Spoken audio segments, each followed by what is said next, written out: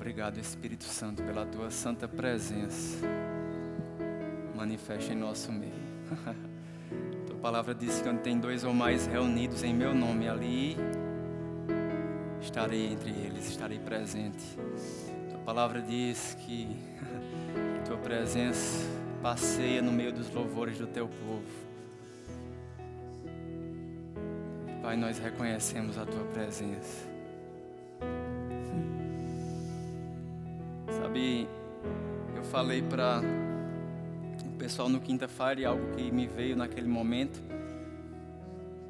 Todas as vezes que eu saio para trabalhar e eu volto para casa na hora do almoço, que eu abro a porta do apartamento, do lado direito fica o cercadinho de olive. Toda vez, irmãos, que eu volto do trabalho e abro aquela porta e olho para o lado, eu me deparo com uma criança em uma efusão de sentimentos, de alegria, de celebração, dizendo papá, papá, papá, e apontando e fazendo assim com a cabeça e tentando andar. Sabe, ela celebra a presença do Pai. E eu dizia para os meninos, o pessoal no quinta-feira e essa quinta, quando foi que a gente perdeu essa celebração genuína diante da presença dEle? Sabe, nesse momento, irmãos, que possamos só reverenciar essa presença. Obrigado, Espírito Santo. Nós celebramos a tua presença. Nós reconhecemos de todo o nosso coração que tudo isso aqui, essa estrutura, essa liturgia, essa ministração, nada faz sentido sem a tua presença. Espírito Santo, nos conduz nessa noite. Você sabe que é só a tua unção que pode produzir um efeito eterno em nossa vida. Rega, Pai, essa mensagem com a unção que despedaça o jugo. Espírito Santo, eu tenho expectativa que enquanto a mensagem é pregada, você atue de forma individual, personalizada em cada coração, trazendo consolo, inspiração, refrigério, exortação. Porque dele, por meio dele e para ele são todas as coisas. Você pode dizer isso, porque dele, por meio dele e para ele são todas as coisas. Obrigado, Senhor, obrigado, obrigado, obrigado, Espírito Santo. Você vai sentar, o Fábio vai ficar comigo. E as luzes vão ficar apagadas como está agora.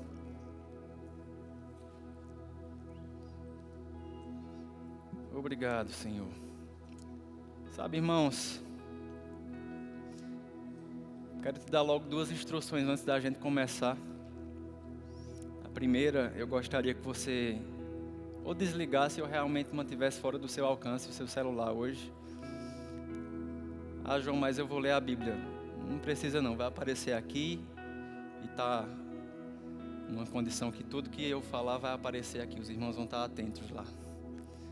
Mas eu queria que você ficasse totalmente focado. Natan deu essa instrução no quinta-feira, e eu percebi o quanto eu estava perdendo da unção. Por culto, em nossos cultos principalmente, está tão focado em resolver coisas, em garantir que a liturgia e o andamento do culto ocorresse da forma que deveria ocorrer. E claro que enquanto líder isso é um pouco do meu papel. Mas, irmãos, a gente não pode trocar aquilo que é genuíno, irmãos. A gente não pode trocar aquilo que Deus tem para nós, e a mensagem que Deus trouxe ao meu coração para essa noite, ela depende muito, não que outra mensagem não dependesse da unção, mas ela depende muito de você estar conectado com aquilo que está sendo transmitido. Talvez, na verdade, até Deus vai tratar com você coisas que eu nem vou falar. Eu falei para Natan quinta-feira, e na verdade esse culto do quinta-feira foi muito determinante para aquilo que a gente vai conversar nessa noite. Eu disse, Natan, eu não sei o que você ministrou, eu nem sei se a ministração foi boa, Mas eu sei que a unção de Deus tocou a minha vida nessa noite. E destravou e trouxe exortação e rompeu com coisas. E a minha expectativa, irmãos, nessa noite é que você fique sensível para que a unção toque a sua vida. Muito mais do que aquilo que vai ser expressado aqui através de uma mensagem. Posso contar com você? Vocês que estão servindo, estão na ilha, estão na salinha, estão nas câmeras de diaconato. Seu serviço é excelente, maravilhoso, mas na medida do possível se concentra também naquilo que vai estar sendo liberado aqui essa noite. Eu creio que tem uma parcela dessa unção que precisa tocar todos nós, enquanto Jovens Verbo da Vida sede. Amém? Posso contar com a sua atenção, sua dedicação, não a mim, irmãos, mas aquilo que Deus tem para fazer. Aleluia. Sabe, hoje é um culto que a gente chama de Reavivando a Visão. Eu não sei quantos de vocês lembram do culto lá do início do ano que a gente chama de Culto da Visão. E nesse culto da visão a gente traz, ou tenta traduzir algumas coisas que Deus tem tratado ao nosso coração para essa estação, para esse tempo. Quem aqui lembra, estava nesse culto ou assistiu depois? Naquele culto nós falamos sobre influência. Diga comigo, influência. Deus ele foi nos alertando, conectando a essa palavra influência, entendendo que seria uma fase onde essa influência ela entraria num novo nível de intensidade. E sabe, eu posso testemunhar para você, irmãos, que graças a Deus isso está acontecendo.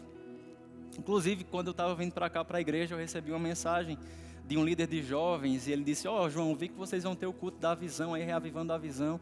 Me ajuda a criar a missão, visão e valores para o meu departamento. Ele começou a me mandar algumas ideias, a gente foi trocando informações. Essa influência está acontecendo, irmãos. Graças a Deus existem igrejas, departamentos, outros jovens que têm olhado para nós e tido esse referencial. Na nossa visão do JVV está lá, ser um referencial de um departamento de jovens que conhecem a Jesus e o tornam conhecidos. Diga comigo, conhecer Jesus e fazê-lo conhecido. Aleluia. Mas sabe, Deus começou a tratar comigo a partir de quinta. Na verdade, eu tinha uma ministração programada bem divertida, bem cheia de exemplos. E provavelmente você sairia desse culto dizendo, que ministração legal, jovem. Mas Deus me lembrou quinta que eu não estou aqui para fazer aquilo que eu quero, mas aquilo que eu preciso. E você não está aqui para ouvir o que você quer, mas é aquilo que você precisa. E Deus me fez esse questionamento, que tipo de influência? Beleza, estamos influenciando, estamos trazendo um referencial, mas essa influência tem apontado para o quê? Não sei se você lembra do culto da visão, mas nós falamos de abrir uma guerra contra a omissão e passividade. E é bom a gente ter esse culto para garantir que você lembra do que você ouviu, irmãos, porque foi determinado naquele culto que nós não seríamos, e eu falo não só coletivamente, mas individualmente, pessoas que iriam esconder os talentos, os dons, os projetos, as ideias. E antes de começar com essa mensagem, eu te pergunto, o que você tem feito com aquilo que Deus colocou no teu coração? Eu te garanto que você vai ser cobrado. Dons, talentos, o serviço, tudo faz parte. A gente falou que soberba não pode entrar nessa mistura para influência. A gente falou que ídolos não podem entrar nessa mistura para influência. Falamos que uma só gotinha num copo cheio de água, uma só gotinha de soberba, de inveja, de um sentimento errado, de idolatria, ia corromper toda a influência que poderia ser traduzida para outras pessoas. Você lembra disso? E Deus me fez esse questionamento, que tipo de influência? Sabe, eu me recordo de algumas conversas que tive com pessoas, com líderes, com ministros de jovens, nesses dias, semanas recentes aí. E eu percebi que todas elas, pelo menos as que eu lembro recentemente, o assunto foi, João, que liturgia legal que vocês estão aplicando lá. Que programação dinâmica que vocês estão fazendo. Como é que faz? Como é que a gente pode desenvolver aqui? Que estrutura, que ambientação legal para o culto. Irmãos, nada disso tem problema, nada disso está errado. Mas eu fiquei refletindo. Sabe, nós não fomos chamados enquanto JVV sede para ser um referencial de uma liturgia legal e jovial, de uma ministração contextualizada para jovens, de uma estrutura bonita e legal e programações dinâmicas, faz parte. Mas se isso for o fim, nós já falhamos. Essas coisas são apenas meio, irmãos, para aquilo que deve ser a finalidade. Qual é a finalidade? Ele, Jesus, a presença, a devoção a Ele. Então a nossa busca por influência não é para apontar como se faz um departamento de jovens dentro do aspecto técnico das programações, da forma de culto, não. É um referencial de uma igreja de jovens e um departamento de jovens que amam ao Senhor, que o adoram em espírito e em verdade, que tem sede e fome da sua palavra. Esse é o alvo. Você está comigo? Eu estou ministrando para mim até agora. Aleluia, porque quando a gente está seguindo uma visão, a gente precisa de forma constante estar reavaliando, reajustando a rota. Sabe, se você tiver a experiência, eu não tive, mas eu li sobre isso. Se você estiver num navio, e aquele leme gigante do navio, né, que aquela pessoa que vai dirigir o navio está dirigindo ali, se aquilo for levemente inclinado para a esquerda ou para a direita, poucos graus, é suficiente para mudar totalmente a rota. Você está comigo? E essa é uma noite de ajustar para o local exato que Deus nos colocou no início do ano. Amém? Glória a Deus. Aleluia. E a mensagem de hoje, irmãos, ela está pautada nisso, nesse referencial e em alguns aspectos que eu e você e nossa geração precisa reavivar no nosso meio. Eu quero começar essa mensagem te perguntando: quantos amam ao Senhor aqui? Quantos amam ao Senhor? Quantos amam ao Senhor? Eu não repeti a pergunta porque eu esperava uma resposta mais intensa, não.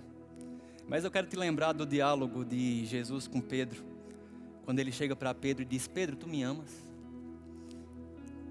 E Pedro diz: sim, Senhor, eu te amo. E Jesus, como quem não ouviu, diz: Pedro, tu me amas? E Pedro: sim, Senhor, eu te amo. Novamente: Pedro, tu me amas? E Pedro se entristece e diz: Senhor, tu sabes.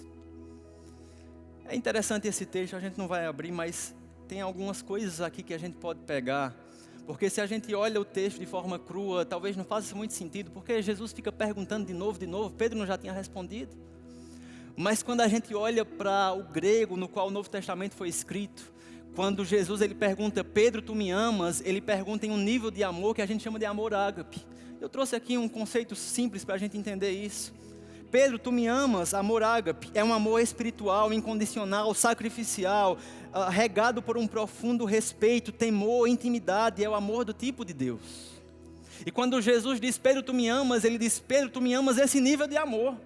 Mas quando Pedro responde: sim, Senhor, tu sabes que eu te amo, esse nível de amor de Pedro não é amor ágape, é o amor filéu, que no grego essa mensagem diz que é um tipo de amor de uma forma de amizade, aquilo que se sente por si mesmo e pelos outros, é uma característica de um amor que a gente poderia chamar de fraternal. Então preste atenção, Jesus está dizendo: Pedro, tu me amas, esse nível de amor completo, inteiro, que vai além de algo humano, algo espiritual, um amor sacrificial. E Pedro responde: sim, Senhor, tu sabes que eu te amo, filéu. Você está entendendo isso aqui? E Jesus repete 3 vezes até que ele se entristece. E Jesus continua a conversa: apacenta as minhas ovelhas. E começa a tratar com Pedro. Mas diante dessa reflexão que a gente fez agora, sem você expressar nenhuma resposta, eu quero te perguntar: você ama ao Senhor? Sabe, irmãos, a minha expectativa nessa noite é que a unção quebre o jugo, porque esse é o tipo de mensagem que a gente se arma com toda a nossa defesa de histórico, de amor ao Senhor, de boas experiências, de coisas que a gente fez, e a gente vai tentar, você vai tentar, assim como eu fui confrontado de quinta até hoje, tentar expor e argumentar o quanto você está já nesse nível. E pode ser que esteja, glória a Deus pela sua vida, mas existe algo que precisa ser ajustado no nosso coração nessa noite. E eu preciso que você esteja com o seu coração aberto. Posso contar com o seu coração aberto? Glória a Deus por isso. Aleluia. Coloca para mim a primeira imagem. Não é essa não. Olha aí a sequência. É o mandamento esquecido. Boa. O mandamento esquecido, por ironia do destino, é o primeiro mandamento. Que mandamento é esse, João? A Bíblia diz, está no Novo, está no Velho. Amarás o Senhor teu Deus de todo o teu coração, de toda a tua alma, de todas as tuas forças e de todo o teu entendimento. Vamos falar junto, diga comigo. Amarás o Senhor teu Deus de todo o teu coração, de toda a tua alma, de todas as tuas forças e de todo o teu entendimento. Você concorda comigo que é um nível de amor no mínimo intenso? Quer dizer, tira esse mínimo aqui. É um tipo de amor muito intenso, é um tipo de amor completo, é um tipo de amor onde não há brecha para outros amores. Não sei se é só eu que interpreto assim, mas é o que me parece. Sabe, o John Wesley, ele tem uma frase que ele diz o seguinte: que não se admita no coração outro desejo ou propósito, cujo objeto supremo não seja Ele. Sabe, como a gente pode olhar para esse nível de amor e deixar isso de forma mais prática na nossa vida? Eu olho muito para o apóstolo Paulo, irmãos, nisso aqui. Porque Paulo, ele mesmo disse, eu não julgo ter alcançado, mas prossigo para o alvo. Mas se você olhar a consciência, não que ele era perfeito, porque ele mesmo disse, eu não julgo ter alcançado, eu estou correndo. Eu esqueço das coisas que para trás ficam e corro e persigo o alvo. Mas a consciência que Paulo exala e expressa em muitos textos, demonstra, irmãos, um nível de consciência que eu não sei você, mas eu julgo não ter alcançado ainda. Filipenses 3, bota lá para mim, 3:7. Olha esse texto, a gente está investigando algumas características de alguém que ama ao Senhor nesse nível, e a gente encontra isso na consciência de Paulo. Mas, o que para mim era lucro, isto considerei perda por causa de Cristo. Sim, deveras considero tudo como perda, por causa da sublimidade do conhecimento de Cristo Jesus, meu Senhor, por amor do qual perdi todas as coisas e as considero como refúgio. Outra versão diz como lixo, para ganhar a Cristo. Uau! Se você investigar o início desse texto, Paulo está narrando como ele era fariseu, como ele era alguém bem conceituado, como ele era alguém que conhecia a lei, como ele era irrepreensível dentro do contexto que ele estava inserido. Sabe, Paulo tinha uma boa performance, e aquilo que para ele era valioso, Paulo diz, tudo que para mim era motivo de lucro, de ganho, algo valioso, por causa da sublimidade do conhecer a Cristo, hoje eu considero como perca, hoje eu considero como um lixo, como algo descartável. Sabe, irmãos, Deus não está de olho na tua performance, Ele está de olho no seu coração. Paulo tinha performance. Paulo era um fariseu irrepreensível, um mestre ali da lei, conhecia tudo. Mas quando ele conhece Jesus, tudo o que era ganho, agora é perca. Agora não tem valor. Nós vemos um outro texto em Atos 20, verso 23. Porém, em nada, diga comigo, em nada considero a vida preciosa para mim mesmo, conquanto que complete a minha carreira e o ministério que recebi do Senhor Jesus para testemunhar o evangelho da graça de Deus. Filipenses 1:20 diz, porquanto para mim o viver é Cristo e o morrer é lucro. 3 textos que nos aponta algumas características, eu elenquei aqui. Efeitos na vida de alguém que ama genuinamente ao Senhor. Primeiro, a inversão de valores naturais por valores eternos. Aquilo que naturalmente era algo que deveria se apegar, aquilo que naturalmente tinha valor, diante da sublimidade do conhecimento de Cristo, não tem mais valor. Inversão de valores naturais por valores eternos. Amém? Você está me acompanhando? Segundo ponto, desapego extremo à própria vida e às coisas desse mundo. E terceiro ponto, um alto nível de consciência de eternidade e propósito. Olha esse texto, irmãos, de Filipenses que a gente leu. Porquanto, para mim, o viver é Cristo e o morrer é o quê? Diga comigo, lucro. Morrer é lucro. Se a gente olha o contexto desse texto aqui, Paulo está dizendo, para mim, se eu morrer agora, eu vou para o céu, eu vou estar com Cristo e vai ser infinitamente melhor. Mas, rapaz, se eu for, eu vou deixar de fazer o que eu preciso fazer aqui, que é fazer a vontade dele, o propósito dele. Então, eu acho que é melhor eu ficar. Olha o tipo de discussão que Paulo estava tendo com ele mesmo. Ele não estava pensando, rapaz, não é melhor eu ir agora não, porque eu tenho que casar ainda. Não é melhor eu ir não, porque tem aquele sonho daquela viagem para os Estados Unidos que eu ainda quero fazer. Não porque eu tenho aquele sonho de constituir família, né, e ter um bom emprego, e ter um sucesso financeiro, e eu não alcancei ainda, então, não. Paulo se dividia entre ir e estar com Cristo, que é infinitamente melhor, ou ficar para apanhar, para se colocar numa condição de se gastar pelo propósito de quem? Dele. Você percebe a consciência de Paulo? Diga um glória a Deus para eu saber que você está aqui. Amém? Sabe, irmãos, eu anotei isso. O problema é que a nossa vida é preciosa demais para nós. O problema é que o nosso bem-estar é importante demais para nós, que os nossos sonhos são importantes demais para nós. E se o teu bem-estar, se os teus sonhos, se a tua vida é importante ou preciosa demais para você, é impossível você amar o Senhor, teu Deus, com toda a tua força, com toda a tua alma, com todo o teu coração, com todo o teu entendimento. Oh, glória. Aleluia. E eu quero trazer essa reflexão para a gente. O que tem levado a nossa geração a um nível superficial de amor ao Senhor? A Bíblia diz em Mateus 6,33, você conhece esse texto. Buscai, pois, em primeiro lugar o reino de Deus e a sua justiça, e algumas coisas serão acrescentadas, é assim? Como é? Diga comigo sonoramente, todas. Buscai o Senhor em primeiro lugar e todas as demais coisas vos serão acrescentadas. O problema, irmãos, é que a nossa geração tem invertido isso. E a gente se vê na nossa correria do dia a dia, na nossa rotina, cheio de afazeres, cheio de distrações, buscando as coisas em detrimento da presença, buscando as coisas em detrimento do reino de Deus e a sua justiça. Quando na verdade a receita é simples: busque em primeiro lugar, meu filho, minha filha, o reino de Deus e a sua justiça, e todas as demais coisas serão uma consequência, serão um efeito de quem está no lugar certo, com o coração no lugar certo, buscando a Deus em primeiro lugar. Você pode dizer amém? E essa busca, ela tem algumas características.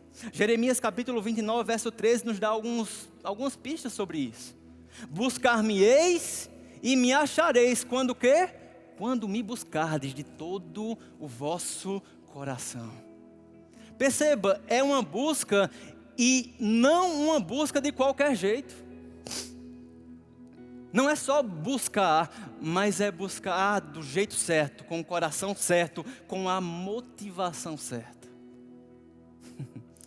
Eu estava lendo, voltei a ler, Natan trouxe o livro Quinta e me despertou, Até que Nada Mais Importe, do pastor Luciano Subirá. Esse livro, ele é muito bom mesmo, eu estou terminando de ler ele novamente.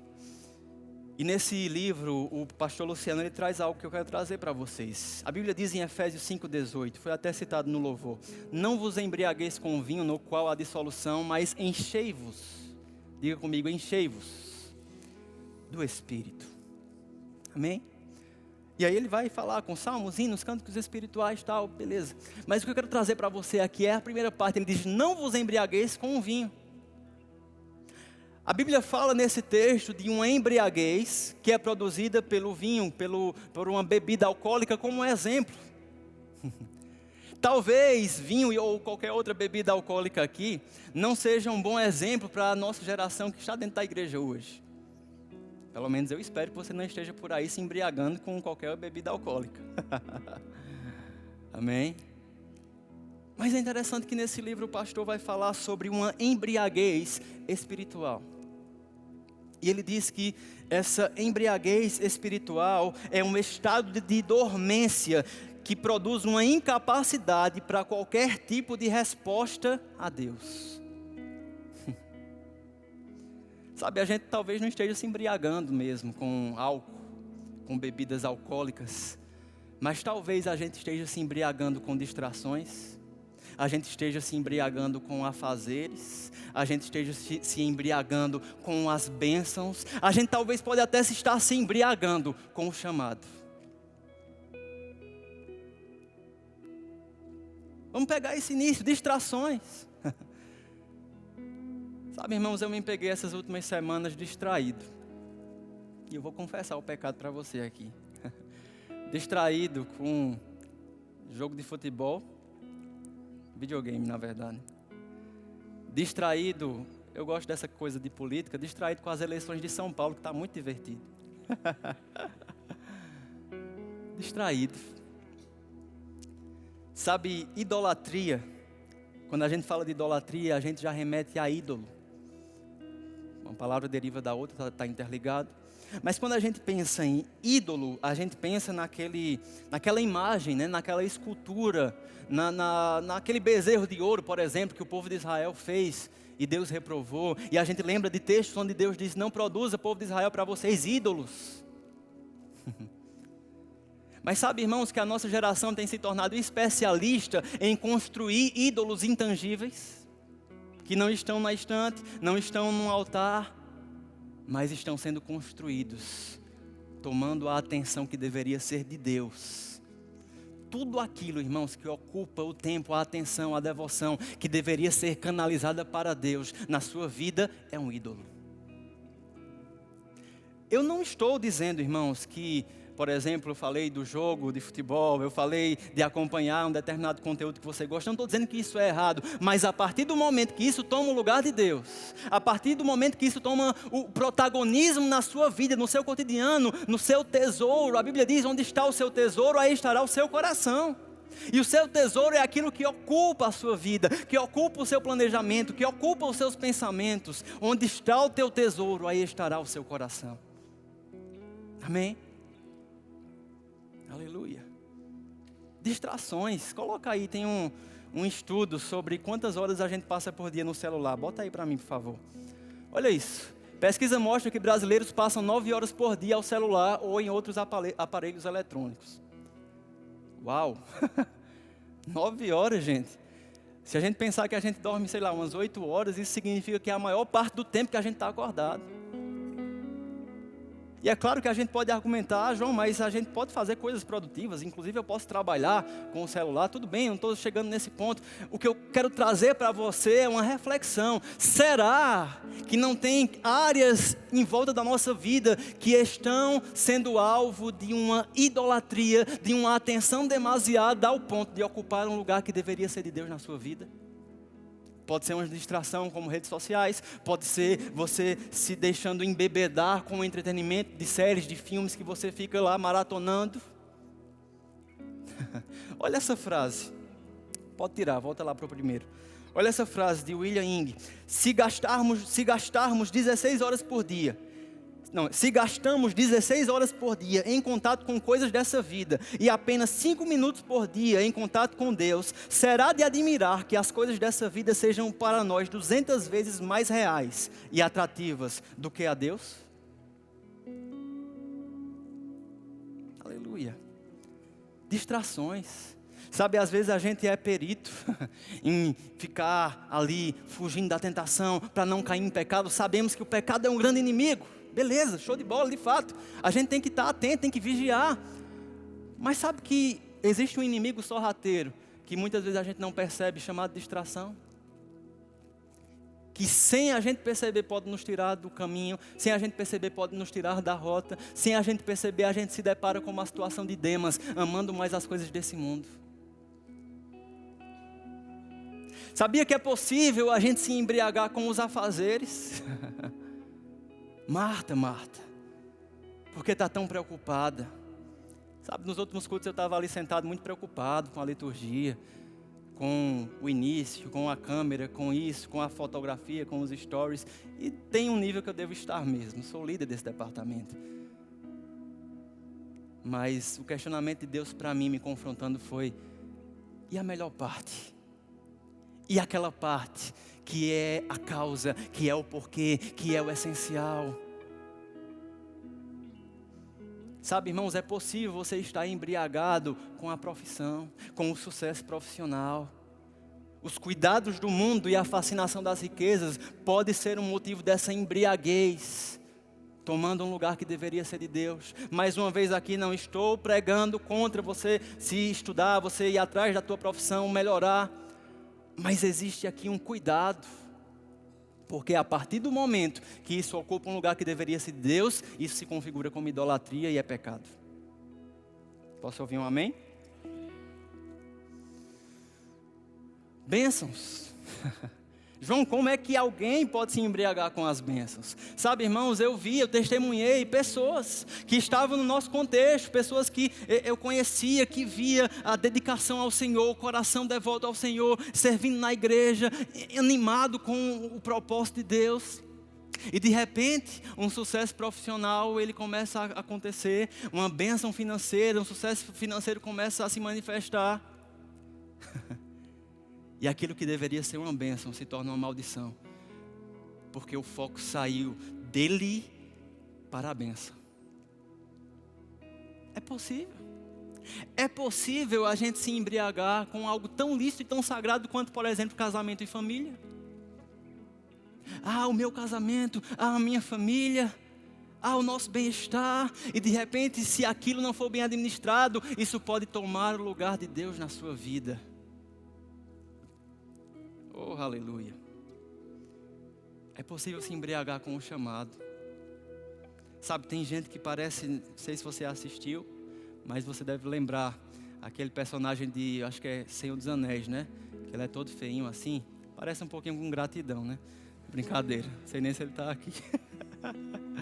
Que ele faz assim, meu precioso, não tem esse? Sméagol, né? Tem gente que está com o chamado dizendo assim, meu precioso. Deixa eu te dizer algo, irmãos.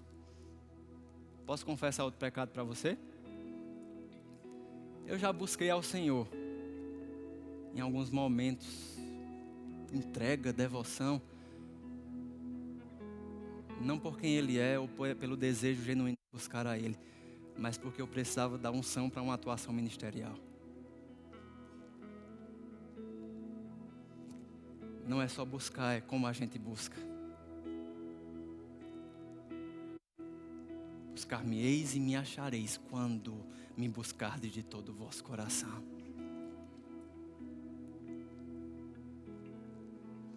Aleluia.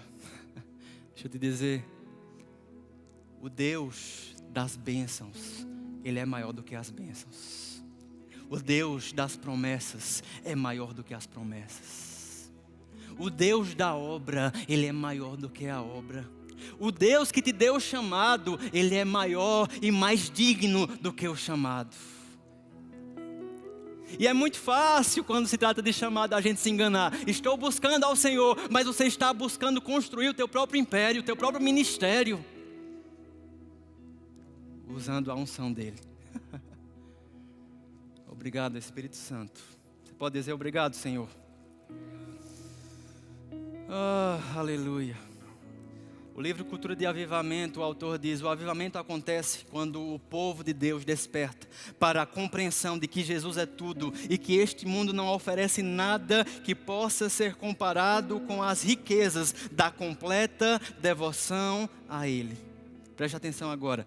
Essa compreensão de que Jesus é tudo produz arrependimento por horas desperdiçadas, prioridades inapropriadas e paixões insignificantes.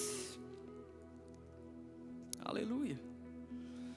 Essa consciência de que Jesus é tudo para nós, ela deve produzir automaticamente um arrependimento por horas desperdiçadas, por interesses insignificantes. E sabe, irmãos, essa mensagem sobre o mandamento esquecido, sobre amar o Senhor teu Deus de todo o teu coração, com toda a tua força, com toda a tua alma, de todo o teu entendimento, ela está ligada a uma outra mensagem, que poderia ser alvo de uma outra ministração, mas a gente vai colar aqui as duas. Abra comigo. Não, você que está no celular, você não abre não. Quem está com Bíblia, abre. Bota aí para mim. Livro de Lucas, capítulo 14, no verso 25. Enquanto a galera abre a Bíblia e vocês colocam no telão, bota para mim aqui atrás a estatística. Tem uma estatística do percentual de cristãos aqui no Brasil. Olha isso. Apesar da aparente diversidade religiosa, a população segue basicamente o cristianismo. São entre 60% e 70% católicos, cristãos, evangélicos, por aí vai. Tem outras pesquisas mais atuais que já chegam em 70% a 80% da população brasileira se dizendo cristã. Beleza? Pegou a informação aí? Pode tirar. Lucas 14, verso 25. Grandes multidões o acompanhavam. Diga comigo, uma grande multidão. Você vai ver que tipo de discurso Jesus traz mesmo para a grande multidão. E ele voltando-se lhe disse: se alguém vem a mim e não aborrece a seu pai, a mãe, a mulher, a filhos, irmãos e irmãs, e ainda a sua própria vida, diga a sua própria vida, não pode ser meu discípulo. E qualquer que não tomar a sua cruz, diga comigo a sua cruz, e vier após mim, não pode ser meu discípulo. Agora preste atenção, olha o que ele vai fazer. Jesus vai trazer uma analogia aqui. Pois qual de vós, pretendendo construir uma torre, não se assenta primeiro para calcular a despesa e verificar se tem meios para concluir? Está ligado, preste atenção. Para não suceder que, tendo lançado os alicerces, não podendo acabar, todos fiquem zombando. Porque não acabou, começou e não terminou. Verso 30, dizendo: este homem começou a construir, não pôde acabar. Ou qual é o rei que, indo para combater outro rei, não se assenta primeiro para calcular se com 10.000 homens poderá enfrentar o que vem com 20.000? Caso contrário, estando o outro ainda longe, envia uma embaixada pedindo paz. Verso 33. Assim, pois, todo aquele que dentre vós não renuncia a algumas coisas, é assim? E é o que, gente? Não renuncia a tudo quanto tem, não pode ser meu discípulo. Irmãos, eu aprendi na minha vida, pastoreio, liderança, igreja, eu aprendi que todo discurso pesado, ele pode ser falado, ele pode ser transmitido de uma forma mais leve, se a gente souber usar bem as palavras, o tom da voz, o jeito de falar, aquilo pode ser amenizado. Eu aprendi isso. E como alguém que aprendeu isso, e eu posso dizer, tem até alguma experiência nisso, eu posso fazer a leitura aqui que Jesus, ele não se preocupou nem 1 milímetro em suavizar esse discurso. Ele não teve a menor preocupação em tornar esse discurso mais leve. Pelo contrário, ele começa dizendo: se você tem apego à sua própria vida, se você não abre mão disso que é tão precioso, você não é digno de mim, você não é digno de se tornar o meu discípulo. E aí ele fala: gente, faz o seguinte, vamos lembrar aqui, ele traz um exemplo. Se alguém vai construir uma torre, se alguém vai fazer uma edificação, o que é que essa pessoa faz? Ela calcula. Jesus estava dizendo aqui na prática: ei, calcule. Calcule. Porque alguém que vai construir ali aquela casa, aquele edifício, ele vai calcular se ele tem os meios, o material, o recurso para finalizar aquela obra. Porque se ele começa e não termina, ele é motivo de zombaria. E aí Jesus disse: calcule. Ele está falando o quê? De ser meu discípulo. Calcule se você está disposto. Calcule se você está disposto para começar e não terminar. Porque quem começa e não termina é motivo de zombaria para o evangelho. Calcule. Verso 33. Assim, pois, todo aquele que dentre vós não renuncia a tudo quanto tem, não pode ser meu discípulo. Jesus foi categórico, direto. Você está comigo? Coloca a imagem, a próxima imagem aqui. Não existe, irmãos, cristianismo sem cruz. Vou dizer de novo, não existe cristianismo sem cruz. Aquele que quiser ser meu discípulo, aquele que quiser vir após mim, pegue sua cruz e me siga. Eu mostrei para vocês que cerca de 80% do Brasil, ou da população brasileira, se diz cristã. Cada um julgue-se a si mesmo, irmãos. Mas, em uma opinião bem pessoal, eu penso que se fosse 80%, a nossa nação com certeza estaria em outro nível de avivamento, de revelação de Deus. Você está comigo?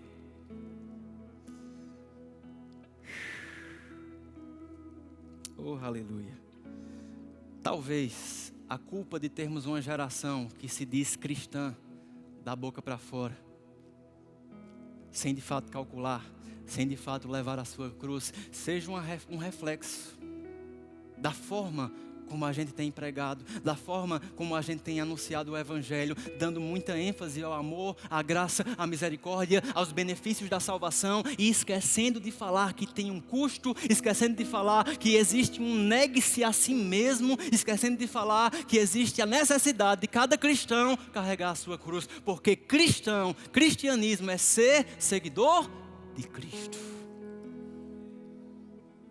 E a gente se tornou uma máquina de produzir discípulos que vão parar no meio do caminho. Eu creio, irmãos, que nós vamos levantar uma geração de discípulos comprometidos. Porque assim como um homem que começa uma construção e não consegue terminar, um discípulo que larga a cruz no meio do caminho, ou que nem sequer pegou a sua cruz, ele vai ser um motivo de zombaria para o Evangelho. Diga comigo aqui, Deus está falando? Oh, aleluia. Sabe, eu não estou dizendo, irmãos, que você aceitar Jesus, você aceita Jesus e simplesmente você tem que largar tudo e você tem que abrir mão da sua família, do seu trabalho, das suas posses. Não, não é isso que eu estou dizendo. Mas o que eu estou dizendo é que para ser um discípulo de Cristo, você tem que estar disposto a isso. Ei, o Evangelho é de graça, é pela graça, mas se tornar um discípulo de Cristo vai te custar tudo. Suas opiniões, sua reputação, seus desejos, seus planos pessoais, tudo. E não é uma disposição de largar por obrigatoriedade. Ah não, eu disse lá que ia ser discípulo, agora se Deus pedir eu vou ter que largar. Não. É uma consciência tão grande da sublimidade do seu poder, do seu caráter, do seu senhorio, da sua soberania, que automaticamente a gente entende, tudo ao meu redor não vale nada diante dele. Aleluia. Obrigado, Pai. Aqueles 300 que eu fico falando aqui, veio mais revelação, não é somente 300 jovens saudáveis espiritualmente, pegando junto com a visão, são 300 discípulos. Irmãos, com 300 discípulos de mesmo, a gente muda essa cidade. A gente muda essa cidade. A gente desfaz as obras de Satanás. Mas essa ministração ela é muito perigosa, porque das duas uma, ou o próximo culto você não volta mais, ou a gente cai na real e a gente começa a viver esse evangelho de verdade. De mesmo, como o pai costuma falar. Eu não julgo ter alcançado, estou muito longe. Mas uma coisa eu faço, esquecendo das coisas que para trás ficam. Eu corro, eu avanço com perseverança. Para o autor e consumador da minha fé, Jesus Cristo. Essa mensagem não é para jogar condenação na gente, irmãos. Eu estou muito incluído aqui também. Mas é o cuidado de Deus nos despertando. Porque nesses últimos dias, irmãos, o relógio do mundo está tic-tac, tic-tac, tic-tac. Olha o que está acontecendo em Israel, gente. Israel é o relógio do mundo. Da cronologia bíblica e espiritual. Então a gente precisa se despertar para isso. O Brasil vai ser um grande celeiro de avivamento para as nações. Eu creio nisso. Eu creio, irmãos, em lugar de vergonha, dupla honra. Mas nós precisamos construir discípulo, cristão na essência da palavra, seguidor de Cristo, disposto a tudo. Eu não sei se você conhece uma história dos irmãos moravianos. Essa história diz que dois irmãos, eles queriam alcançar um povo de uma ilha, que era uma ilha onde tinha um senhor lá que escravizava aquele povo. A história, pelo que eu li, 2.000 pessoas. 2.000 pessoas mais ou menos naquela ilha. E eles tentaram ir como missionários, mas aquilo não foi possível. E aqueles jovens de aproximadamente 20 anos, que provavelmente não cumpriram o sonho do casamento, provavelmente não cumpriram o sonho da viagem internacional, das experiências que eles queriam ter na juventude. Esses jovens, eles se venderam como escravos para ir evangelizar e alcançar aqueles 2.000 escravos naquela ilha. E eles estavam no navio, se despedindo da sua família, aquele choro, aquele cenário de nunca mais nós vamos ver vocês. Aquele ambiente, irmãos, de alguém que estava indo para nunca mais voltar. E sabe o que eles disseram? Que o cordeiro que foi imolado receba a recompensa do seu sofrimento.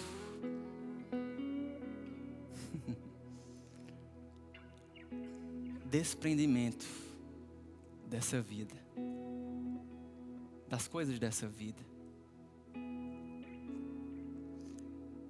Sabe, a Bíblia fala em Mateus 13:44, uma parábola, Jesus vai dizer: o reino dos céus é semelhante a um tesouro oculto no campo, o qual certo homem, tendo achado, escondeu. E transbordante de alegria, ele vai, vende tudo o que tem e compra aquele campo. Ele achou um tesouro e ele precisava abrir mão de tudo para ter acesso ao tesouro. Esse é o reino dos céus. Queria que o louvor subisse, o Ana também vai subir para acompanhar. Aleluia.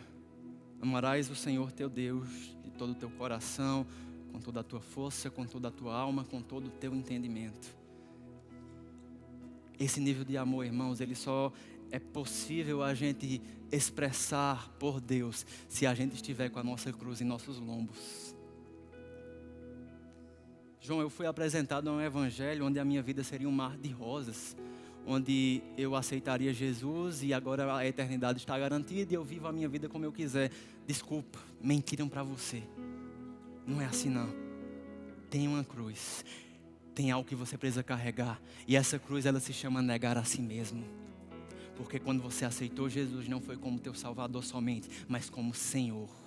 E um Senhor, se Ele quiser, Ele pode pedir tudo que você tem. Sabe aquele jovem rico, ele chega para Jesus e mexe: como é que eu faço para herdar o reino de Deus? Como é que funciona? Jesus disse: olha os mandamentos. Ele falou: tudo isso eu já tenho feito. O que é que me falta? Jesus disse: faz o seguinte, vende tudo que você tem, dá aos pobres e me segue. A Bíblia diz que aquele jovem se entristeceu porque era dono de muitas riquezas. Mas o problema aqui não eram as riquezas, mas era o coração daquele jovem que estava nas riquezas.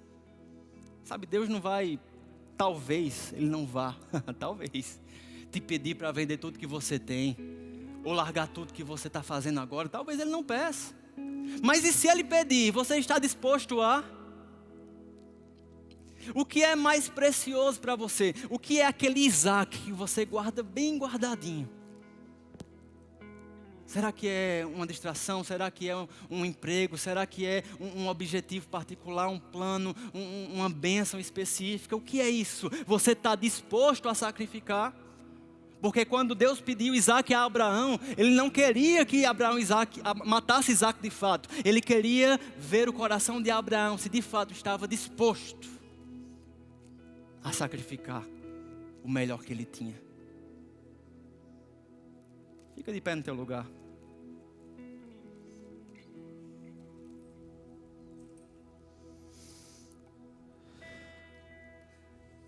A.W. Tozer, ele disse: se você possui alguma coisa que Deus não pode ter, você nunca terá um avivamento. A Valnice Milhomes disse: você nunca terá tudo de Deus, enquanto Deus não tiver tudo de você. Talvez alguém diga essa noite: João, que palavras pesadas, que palavra dura, que palavra difícil de engolir. Realmente, irmãos, para uma geração que se apaixonou em cumprir seus próprios desejos, viver as suas próprias experiências, e venderam para nós nas mídias, nas redes sociais, na cultura pop que veio dessa área ocidental, a ideia de vamos buscar a nossa felicidade. Para quem infelizmente cresceu nisso, é difícil, mas é possível. Teve um momento no ministério de Jesus que em um desses discursos difíceis como essa, mensagem de hoje. As pessoas começaram a abandonar Jesus.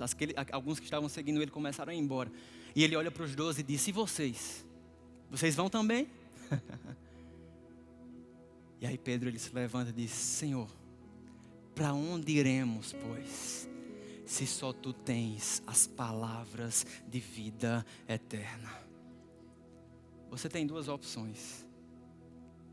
Ou viver um evangelho raso que não é evangelho, sem efeito, sem resultado, torcendo pela misericórdia de Deus na sua vida. Na verdade, 3. Ou você pode sair e desistir, dizer: realmente eu não calculei, o custo é alto, não estou disposto, e ficar numa condição de morte e condenado ao inferno. Ou a gente pode despertar para viver um evangelho verdadeiro. No nosso dia a dia, na nossa profissão, na nossa rotina, mas negando a si mesmo. Dizendo como o apóstolo Paulo disse: aquilo que para mim era valioso, agora eu considero como perca, pela sublimidade do conhecer a Jesus Cristo. Aleluia. Nesse momento a gente vai cantar uma música. E eu creio que essa música, ela contém alguma letra que pode nos ajudar a refletir nessa noite. E eu quero que você só feche os teus olhos. Sabe, em Apocalipse 2, quando uma das cartas daquelas igrejas está sendo entoada, ele fala de uma igreja que tinha uma boa performance, de uma igreja que tinha uma boa perseverança, de uma igreja que estava servindo com intensidade. Mas ele vai dizer: mas uma coisa eu tenho contra ti, porque deixaste o primeiro amor. E ele diz: volta de onde caíste, se arrepende. No cronograma do JVV, hoje é um passo para trás. Hoje é um passo de voltar para alguns aspectos que a gente pode ter deixado se perder. Mas é um passo para trás que vai gerar um movimento de avanço, de crescimento. Feche os teus olhos. Esse é aquele momento que desde o início do culto eu estou orando, que o Espírito Santo fale ao seu coração, muito mais do que aquilo que eu posso expressar. Só permita ficar conectado com Ele, com essa presença, com a unção. Porque da mesma forma que coisas foram despedaçadas no meu coração quinta-feira, eu creio que tem algo a ser quebrado com força, com intensidade no coração de cada um de nós hoje. Obrigado, Espírito Santo, por essa unção nesse momento nos alcançando. Oh, aleluia.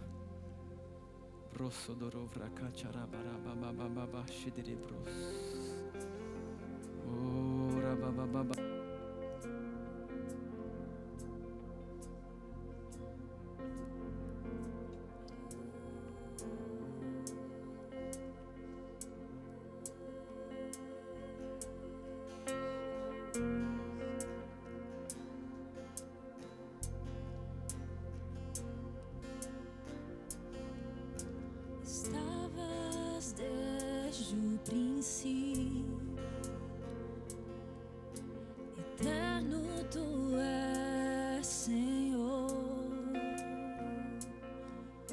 Criaste de nada a terra, me rendo a ti.